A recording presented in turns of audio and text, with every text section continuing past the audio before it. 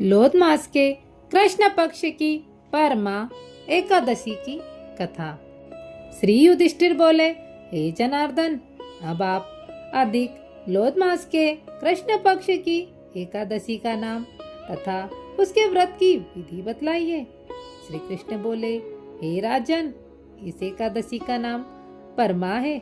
इसके व्रत से समस्त पाप नष्ट होकर इस लोक में सुख तथा परलोक में मुक्ति मिलती है। इसका व्रत अन्य एकादशियों की भांति विधि से करना चाहिए और भगवान नरोत्तम की धूप दीप पुष्प आदि से पूजा करनी चाहिए। इस एकादशी के विषय की एक मनोहर कथा कहता हूँ, जिसे आप ध्यान पूर्वक श्रवण कीजिए। कालिप्य नगर में सुमेधा नाम का एक ब्राह्मण रहता था। उसकी स्त्री पवित्रा पतिव्रता थी। वह किसी पूर्व जन्म के कारण अत्यंत दरिद्र था। उसे भिक्षा मांगने पर भी नहीं मिलती। पवित्रा सदैव भूखी एवं वस्त्रों से रहित होते हुए भी अपने पति की सेवा करती थी। वह अतिथि को अन्न देकर स्वयं भूखी रह जाती थी और पति से कभी किसी वस्तु के लिए आग्रह न करती। इस कारण वह दुर्बल होती जाती थी। एक दिन ब्राह्मण बोला, गृहस्थी केवल धन से चलती है, इसलिए यदि तुम्हारी राय हो तो मैं परदेश में जाकर उद्यम करूं। इस पर उसकी स्त्री विनीत भाव से बोली कि पतिदेव, पति अच्छा और बुरा जो भी कहे पत्नी को वही करना चाहिए, परंतु मैं आपका वियोग नहीं सह सकती।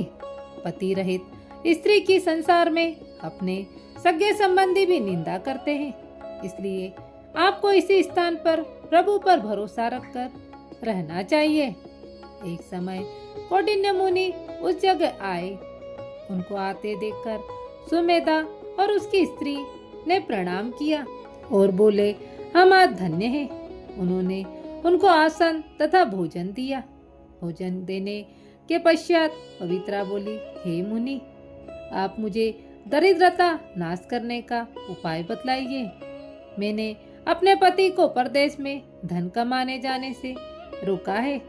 मुझे पूर्ण निश्चय है कि अब दरिद्रता शीघ्र ही नष्ट हो जाएगी। इस पर कौंडिन्य मुनि बोले कि लोध मास के कृष्ण पक्ष की परमा एकादशी के व्रत से समस्त पाप दुख दरिद्रता आदि नष्ट हो जाते हैं।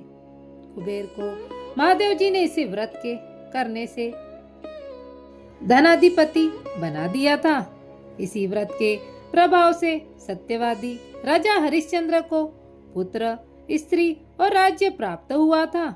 वह मुनि फिर से बोले कि हे ब्रह्माणी, पंचरात्रि व्रत इससे भी अधिक उत्तम है। परमा एकादशी के दिन प्रातः काल नित्य कर्म से निवृत्त होकर विधि पूर्वक पंचरात्रि व्रत आरंभ करना चाहिए। जो मनुष्य 5 दिन तक निर्जला व्रत करते हैं, वे अपने माता पिता और स्त्री सहित स्वर्ग को जाते हैं। जो 5 दिन तक संध्या को भोजन करते हैं, वे स्वर्ग को जाते हैं। जो भोजन भूखे मनुष्यों को करवाते हैं, उन्हें समस्त संसार को भोजन कराने का फल मिलता है। जो तिल सहित वस्तुओं का दान करते हैं, वे तिल की संख्या के बराबर वर्षों तक विष्णु लोक में रहते हैं। तुम अपने पति के साथ इसी व्रत को करो, उससे तुम्हें सिद्धि प्राप्त होगी और अंत में स्वर्ग को जाओगी।